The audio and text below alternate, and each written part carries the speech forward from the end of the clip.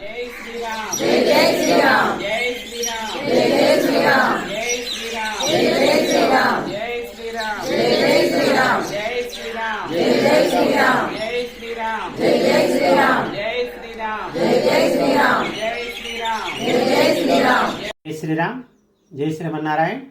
ఈ రోజున మన వైకుంఠ ఏకాదశి రోజున ప్రారంభమైనటువంటి అధ్యయనోత్సవాలు ఈ రోజున ముగింపు జరుగుతుంది.